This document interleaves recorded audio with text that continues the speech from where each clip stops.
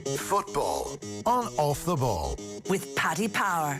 Gamble responsibly. Gamblingcare.ie. All right, it is that time of a Thursday. John Giles is with us. Good evening, John. So we have Liverpool against Spurs coming up a little bit later on, and things haven't got any better for Liverpool, to put it mildly, since we last spoke. A big shock this night last week when they were beaten by Burnley, knocked out of the FA Cup then by Manchester United. There's no real sign at the moment of this turning around for Jurgen Klopp. No. They're all difficult matches that they have, Nathan. But as you know, in football, one result can change a lot. I don't think they're going to lose it totally, Liverpool. I think they're too good for that, Nathan. But is that not what's happened, John? Sorry? Have they not lost it? When you look at the results of the past month, do you not feel they have actually lost it totally when you look at the results that are there? Yeah, the results have been poor. There's no doubt about it, Nathan. They've had a lot of injuries, as we know. I don't think the morale has gone down. I don't think they really give up when I watch them play. They just haven't been good enough to and play as well as they did last year, obviously, to get the results better than they have. I don't think it's fundamentally wrong. Do you know what I mean? And in terms of like Klopp's position at the club, whether he's still in charge, whether he's still getting the best from the players, it's always very difficult to know. I think we did mention before, I might have mentioned that maybe the Salah situation can cause trouble. See, once we don't know what's happening, we're only guessing a little bit. But I know for a fact that can happen to a club like Liverpool or anybody else. And I think we mentioned before, or might have said, it's very, very hard to build up a morale. It's very difficult to define morale, Nathan. It's usually when everybody's pulling together, everybody's in good form, the manager's doing his stuff, and it's very, very easily broken. Yeah. You know, hard to get, but easy to break. And in Salah's case, it might be that it's certainly in the paper a couple of weeks ago, and I think we discussed it before. He did make statements that looked like he wasn't happy at Liverpool, and he wanted to get away. Definitely, that's what I thought when I saw the comments. Now, if that is the case, that can destroy morale, right? In the team, it definitely can destroy. You know. And I go back and I might have mentioned Leeds before under Don Revie when we were there for a long time together, and he left. We just won the league, and Brian Clough came in, and we were gone in 44 days, Nathan, because he picked on two players to praise above myself and other people in the team, and he picked very, very much so two of the wrong players to praise and that. And it just destroyed. We were destroyed after 44 days from a team that had been together. Well, at that stage, I was with the Leeds lads for 11 years, all pulling together, all going the same way. Don had left. Brian Clough came in, 44 days, and we were gone. You got to a Champions League or a European Cup final at the end of that season then. Yeah. So once Clough was gone, did the spirit return? It returned for the big matches, Nathan. Right. But it never returned. There was some bad stuff in those 44 days that we got together for what was then, I think, the European Cup. Yeah. So but again, really I totally understand what you're saying around the importance of one figure. Because from the outside, you'd often think, like, that Leeds team, it was a time when there weren't many transfers, so the core group had been together for years and years, and you knew each other inside out, and you've spoken about it so many times, about that bond of brothers that was there. Yes. That even internally, when that was going on with Clough, and it was starting to fall apart, that the experienced players couldn't bring it together to just hold out while Clough was there and maintain that spirit. No, because there were certain things happening in those 44 days that broke us up, Nathan. Right. What sort of stuff? Well, he picked on a couple of players that he was praising and criticising other players. For example, we played Aston Villa in, I think it was their 100th anniversary at Villa Park, and I was on the subs bench, and somebody got injured, and I came on, and Terry Cooper played the ball down the left, and I got on to hit a really good ball into Alan Clark, who scored. Yeah. And at half-time, Norman said, "Good ball, wee man." He called me wee man or whatever at the time. And Cluffy said, "Never mind the ball." It was the goal scored and that mattered. Yeah. Right? Now, and then that type of thing, it was Alan Clark was involved in it, and Gordon McQueen. They were two players that were involved in it at that time. Right. And it broke us up. And when you look at the way Liverpool are playing at the moment, because it's just in such contrast to where they were last season, where it was 100 miles an hour and everything seemed to come off and it was thrilling style of football. Whereas watching them against Burnley last week, it was slow, it felt very predictable, that actually for Burnley, they were so solid at the back that they dealt with Liverpool quite easily. How does if there is an issue in terms of morale, how does that affect the actual play on the pitch? Well, it's very hard to describe that, Nathan. It's very hard to describe morale. It's everybody pulling together, and if the morale is broken for some reason or other, it's very hard to describe it.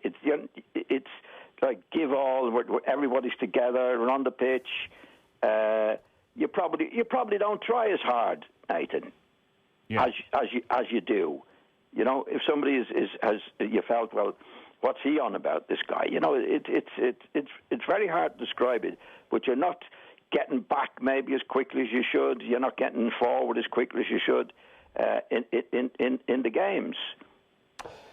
And listen, I think we know through sport that confidence is a funny thing as well. When you look at somebody like Trent Alexander-Arnold, who, well, is lifting the Premier League trophy 7-8 months ago, a year ago has been talked about as one of the best fullbacks in the world, and right now just looks like an absolute shadow of that player. I know you'd always concerns about him defensively, but doesn't seem to be contributing really in an attacking sense at the moment. For Jurgen Klopp, what does he do? What would you advise him to do in that scenario with somebody like Alexander-Arnold, who's just not happening for it? Do you have to trust that he'll play his way through it? Well, I'll give you my take on it, Nathan. When they were doing what they were doing last year, with Robertson and Alexander doing what they did, now, in my mind, I never agreed with the fullbacks being attackers, right? Because when the ball's on the other side of the field, I always believed that, say Alexander's gone forward, Robertson gets into a cover position, and vice versa. Right. Now, what they did last year was that both of them went at the same time, right? Which was a very attack-minded, but it would be against my principle for what it's worth, okay? Yeah. But they played so well that these guys were getting on the ball, and they were creating chances. And if you look at their stats, their assists were very, very good. Now, this year, when they're not playing so well, Nathan, Robertson and Alexander are still going forward when the ball's on the other side of the field, right? Yeah. If you go back to the match against Manchester United, a long ball for Rashford put Greenwood through, yeah, right? And Robertson was up at the halfway line. In the second half, when Greenwood played a good ball to Rashford, he was through to score, right? And Alexander was on the halfway line. Yeah. Right? So what's changed is that Liverpool are not playing as well as they did last year to take advantage of these guys getting into position where they're taking chances. Do you know what I mean? So now what was working for them last year is working against them. Like if you look at their stats now, Robertson and Alexander, their stats wouldn't be that good in making goals, assists this year. No.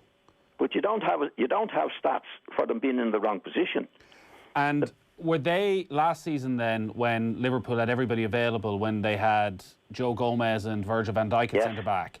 Yes. Like, is that where their loss is most keenly felt? That actually Robertson could do what he wanted because he had the speed and the brilliance and the awareness of Van Dijk, that no matter what happened, he'd cover him. Yes. Well, first of all, you see, they wouldn't be losing the ball, Nathan. Like what happened last week against Manchester United, you see, when Robertson is getting forward and expecting to get the ball come to him, like they did last year, right? They lost the ball, and then it's a long ball from Rashford to Greenwood, who's in through to score, and the second one. In other words, they didn't lose the ball last year the way they're losing it this year, which is poor play. Now, that could be Van Dijk, it could be Gomez, it could be anything. But the fact is it's not happening. And if you look now, like even at the match last week, like you could say, Robertson should have been on the cover. Alexander should have been on the cover. Now, that's what I would believe, right? That would be my belief in my take on football. But last year, I wasn't criticising them because it was working all the time. Yeah. Now it's not working. That's actually what they were doing last year, which was creating goals. Now the way they're defending, it's costing them goals. That's one of the aspects of it, Nathan. Yeah. But it's a very important one. See, in my time, if I was managing a team, I wouldn't have allowed Robertson to get forward when the ball was on the other side of the field, because what you're supposed to say is, well, what traditionally in football, as a fullback, when the ball's on the other field, you've got to assume that you're going to lose the ball, right? And vice versa when the ball's on the other side of the field. Now, what Liverpool were doing was saying they're looking at the best, not the worst. Yeah. And it worked for them. Yeah. It did work for them. But this season they're not playing as well, Nathan. And then I think it's working against them. That's one of the reasons they're not playing as well as they can play. I do want to talk about Manchester United because you touch on Marcus Rashford and maybe his performances over the last 2-3 days sort of sum up United. Now, Liverpool played into his hands and he was brilliant in that FA Cup game. But then last night he was back to a lot of what we've seen from him, and a huge amount of that Manchester United side, just this incredible inconsistency. What do you put down to last night's performance? Because despite the inconsistency, they've still gone on this brilliant run. They've put themselves into a position where they're top of the league. They are genuine title contenders, it seems. How does a performance like that happen? Well, I think it's a lack of leadership from the manager. You have to look at the situation. I saw them; they were terrible. They were terrible. They weren't getting back Martial, Fernandes when they should have been defended. And the attitude they had definitely was, we're going to beat this team easily. We don't have to do the things that we did against Liverpool. Now, again, they wouldn't be consciously thinking that, but that's the way it was. And that's why a manager, when he's doing his stuff, insists before a match like that, you have to read it and say, I don't want any nonsense here. I want us to try harder against this team. Right? What they needed was a Roy Keane out there last night, Nathan. Because it's easily done to think, well, we're playing well, we've beaten Liverpool, we're on a run, and all we have to do is go out on the pitch and play. That's what happens. They weren't at it, as they say in the game now. It was this, we're going to beat this team easily. Now, that definitely comes, in my opinion, the leadership from the manager. No way should you allow that to happen. You tell the players whether it be 2 days during the week, Liverpool is gone, it's finished, we were good. But we have to put the same effort, if not more effort, into this particular match. And it didn't happen. They were terrible last night. They were terrible. They didn't get back when they should have got back. Every attack that the Sheffield United had, you could see, oh, that's no problem. We'll soon get away with that, or we'll soon get that out. It doesn't happen that way, Nathan. When you're playing against the lesser teams, when we are at Leeds United, we have to try harder against this team. Because you do it automatically against the big teams like Liverpool. You know, you're up, you're scared, you do it. But you have to make yourself do it. And you have to come down to what we used to say, anyway, down to their level in effort. So if we outdo them for effort and applying ourselves to it, then we're better players, we'll beat them, or we should beat them. And Manchester United didn't have that. Professionally, they were awful against Sheffield United. Quite often as well, when the criticism comes from Manchester United, and we talk about him all the time, it rests on Paul Pogba's shoulders. And again, listen, he didn't cover himself in glory last night. No, he wasn't the only one, though. But that's the thing. It does end up overshadowing the performances of other players, the likes of Rashford, and particularly maybe somebody like Anthony Martial, who has just a couple of Premier League goals so far this season. Like, when you watch Martial, is he of the level Manchester United need if they're to try and sustain a title challenge? Well, he is if they're all having a go, Nathan. You know, Martial never kills himself, but he was even worse last night. But he wasn't the only one. Pogba wasn't there. Fernandes even wasn't there. None of them were at it last night. So you paid the price all round. You know, Pogba has played well in the last few matches, but he's more than most people at times not to be at it in the way that's the expression now, at it, which is getting out to try make it difficult for the opposition, regardless of who they are. You give them the same respect as you do Liverpool or Manchester City or all of the top teams that you're playing. Yeah. That's how you have your consistency over a season. You don't slip up against these teams unless they play exceptionally well, and you can still slip up with doing all the right things. But Manchester United weren't doing all the right things last night. They were doing all the wrong things and expecting to win easily. That's what happens. You know, the manager shouldn't allow that to happen in any match. You should be warning them immediately after the match against Liverpool. That was a great performance. Now that's done. We've got to go again now when we go to Sheffield United, and then the day before you're still reminding them, and especially before you go out, there's no easy matches here. You have to do it. That didn't happen with Manchester United, and they paid the price. I presume that suggests that in terms of a title challenge, their mentality is nowhere near where Liverpool were last season or Manchester City were for the couple of seasons before that. Yeah, well, they're great examples of it. You know, look at Liverpool last year. Every game they played, they were at it. They were at the opposition, getting ahead of them, clearing them off. You know, that's what you have to do. That's what you did when Manchester United the oldest, and Keane was the greatest at it. You know, I could imagine Keane there playing last night, but these players doing what they're doing around him. He'd go crackers, and they'd nobody to lead them in that particular way. I mean, Pogba's supposed to be a leader. Fernandes is generally a leader, but they weren't at it either. Yeah. So and then in football you pay the price, and they did pay the price. Can you sign that player? I know they probably can't sign him this January, but in the summer, can you go out and can you sign? Maybe they thought they'd got that player in Bruno Fernandes, but is that what they need? They need to bring in a different type of player, a leader? I'd go back to Solskjaer. Right. So he's the manager. I mean, you can have leaders on the pitch, and there's no doubt about that. But you had Ferguson Ferguson wouldn't stand any nonsense whatsoever. And luckily enough, he had a lieutenant in Keane's place. But the manager sets the tone in a big way. A big way. I mean, Liverpool, when they were winning the stuff last year, I never saw them play in any of the matches last year the way Manchester United played last night. Klopp wouldn't have that. Yeah. I mean, he has his own problems this year because of injuries and various things, but not taking it for granted in any way that you can because you have it's human nature. You have a great win against Liverpool, and you think, well, everything is going great, but the next match has nothing to do with Liverpool. Like you're only as bad as your last match, Nathan. Yeah. You know, they say you're only as good as your last match. Same, you're only as bad as your last match, so you have to pick up on it. But you're only as good as your last match, and you have to be up for it more the second match when you're playing against the likes of Sheffield United. John, we need to take a quick break. There's a lot more we want to get through across Manchester City and maybe talk about the job David Moyes is doing at West Ham, but we'll take a very quick break. Football on Off the Ball with Paddy Power. New normal, same old football. Paddy Power. Gamble responsibly. Gamblingcare.ie.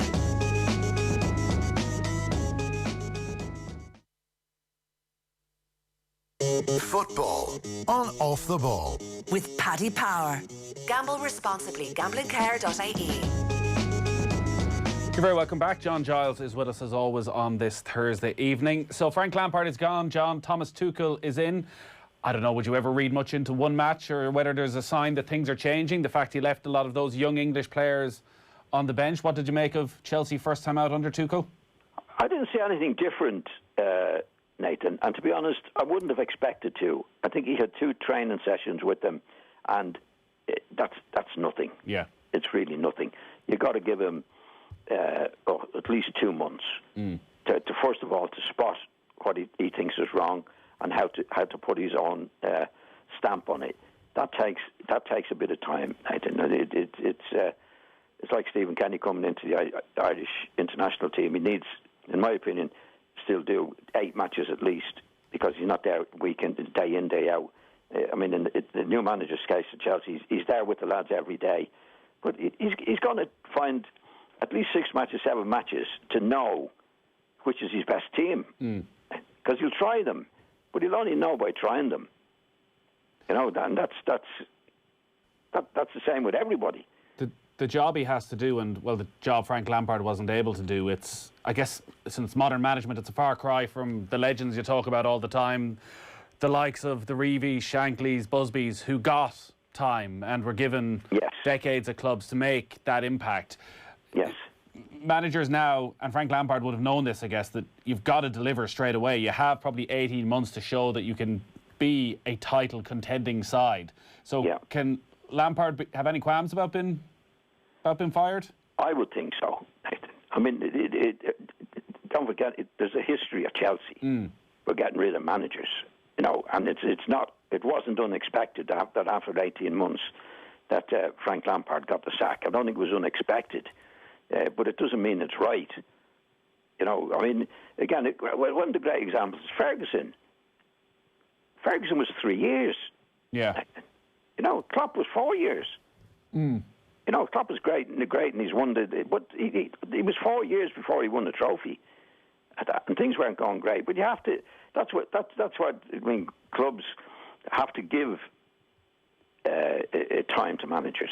I think Chelsea is an exceptional club with Abramovich, and has, well, his history shows with the managers he got rid of. I mean, I think Ancelotti won the double for him, didn't he? 1 year. Yeah. And he got fired. Off. So I think he was unfairly treated. I think they should have given him at least till the end of the season. At least. One of the reasons that he ended up going was they spent a huge amount of money during the summer, and they aren't in a position where they're challenging for the title.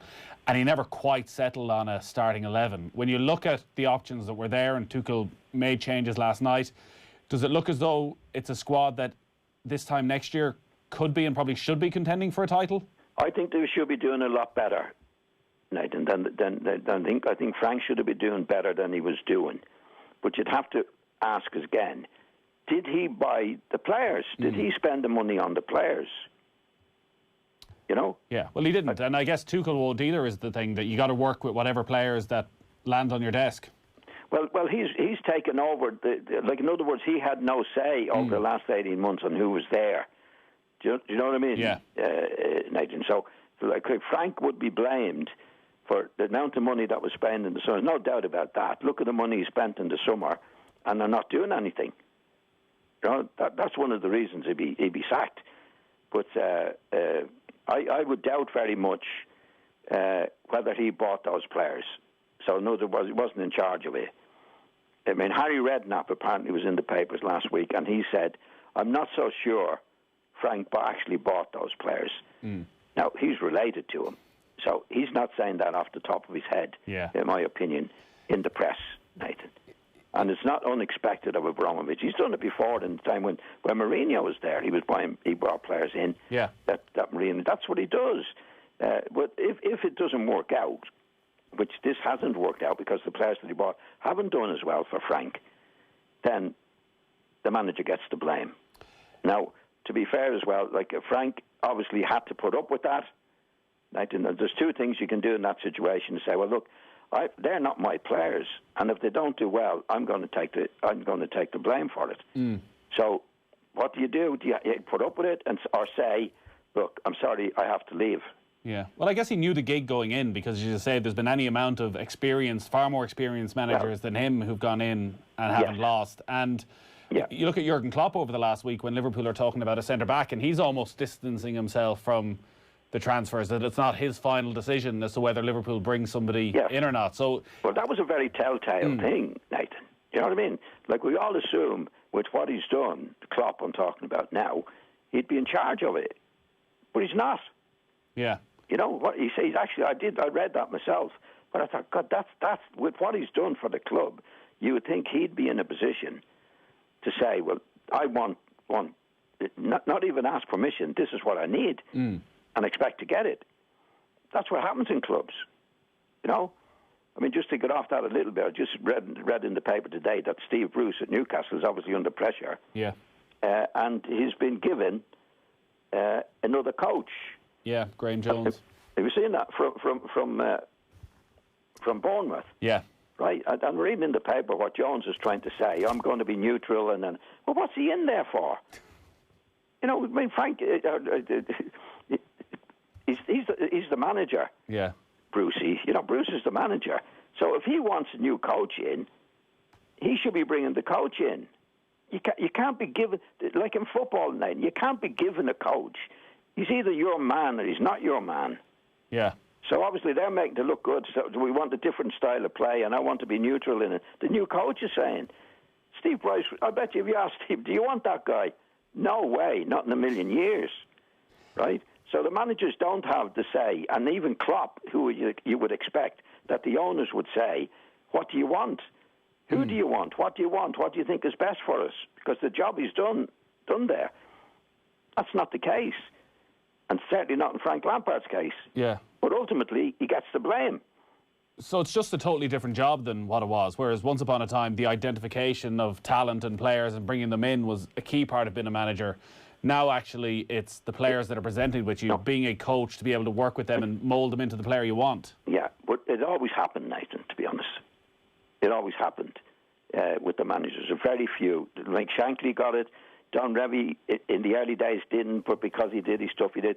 I think that in fairly recent times, the man who had it more than anybody else and demanded it, I think, was Alex Ferguson. And he had a director of coach, or whatever he was called, who he totally trusted and totally did what Ferguson wanted. That's why you see the director of football.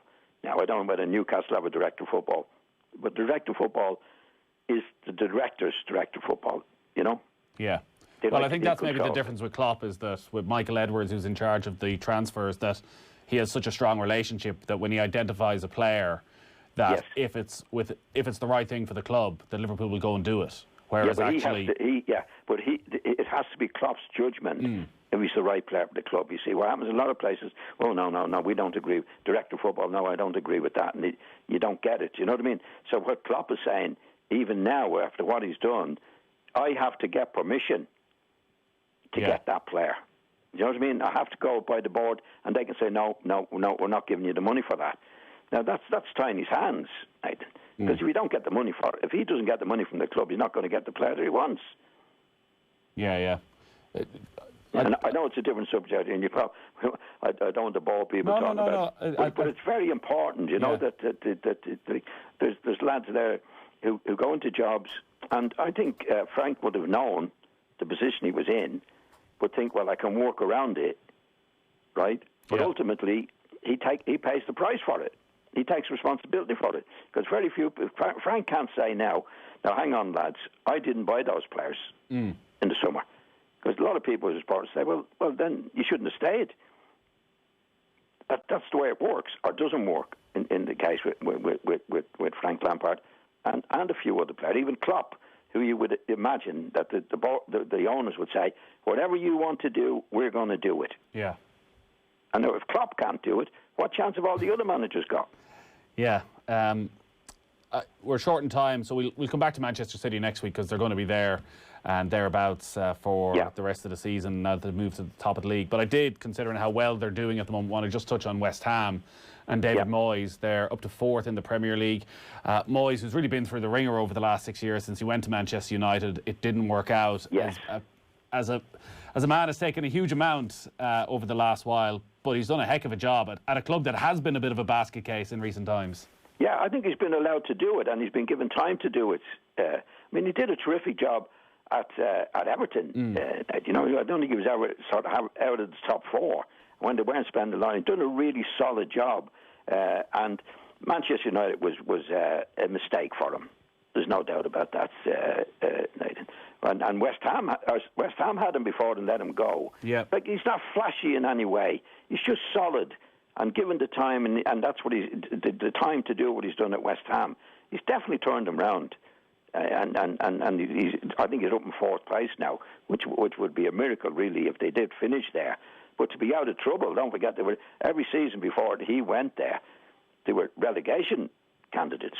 Now he's done a big job, a solid job, got players in. Moving Antonio up front has been a huge plus for him, Nathan, where he was playing wide on the wings, and now as a centre forward, strong lad, he's really, really come good for him.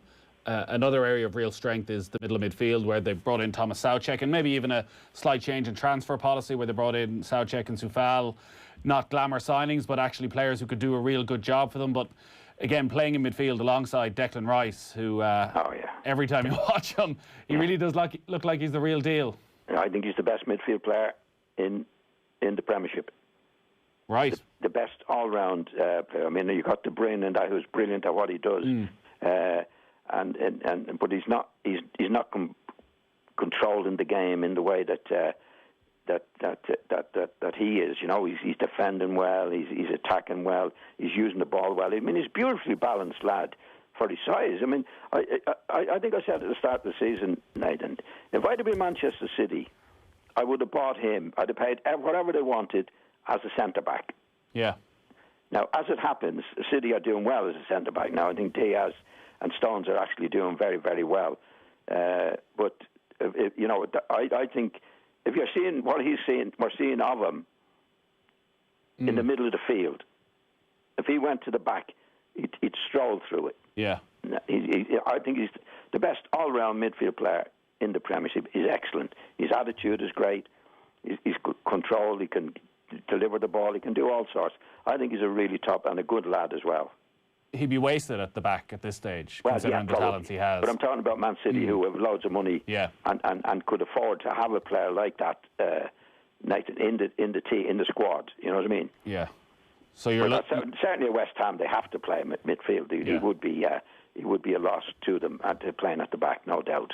It does sort of reverse back then to Chelsea, because Frank Lampard, it seemed, was very keen to bring him back to Chelsea, where he had started out in the academy, and there was a bit of embarrassment around Chelsea that they might have to go and spend 50-60 million on a player that they let go.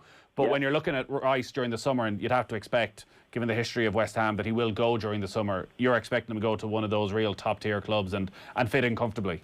Oh, definitely. Definitely. I said Manchester City, you don't get any, even Manchester, anybody that could afford him, I could take him as a midfield player. But also, if you needed, like in the summer, Manchester City definitely, maybe in the future, will need a player at the back. I would have gone for him. But I was playing for any of the other team. Man, I think he'd be brilliant for Manchester United in the middle of the field. Right. For anybody in the middle of the field. But anybody's looking for a back four player, central defender player, he'd be my man. He's still only 22. He's just turned 22. And when you look at his development over the last couple of years as a midfielder, as somebody who can control a game, who can go box to box, have you seen is it a surprising level improvement, how good he's got over the last year or so? Yeah, well, looking at him as a younger lad, Nathan, he's improved immensely. I wouldn't have seen it in him 2 or 3 years ago. I always thought he was a good player, but again, as you say, he's only 22. He's got that bit of experience behind him now, and the confidence, the mentality, the physical aspects of it. Like, he's just a top-class player. And again, in my opinion, I think he's the best all-round midfield player in the Premiership. If only he'd stayed playing for Ireland, John. Yeah, only, yeah. Him and Grealish. What might have been our conversations around Ireland will be very, very different, I suspect, for the next few years, John. Yeah. Great stuff as always. Enjoy the game tonight. And you, Dayton. Thanks again. Bye-bye. John Giles, as always, on a Thursday evening here on Off the Ball. And if you want to hear John, just subscribe to the John Giles podcast. Get onto the OTB Sports app and you get that whenever you want it. Football on Off the Ball. With Paddy Power. New normal, same old football. Paddy Power. Gamble responsibly. Gamblingcare.ie.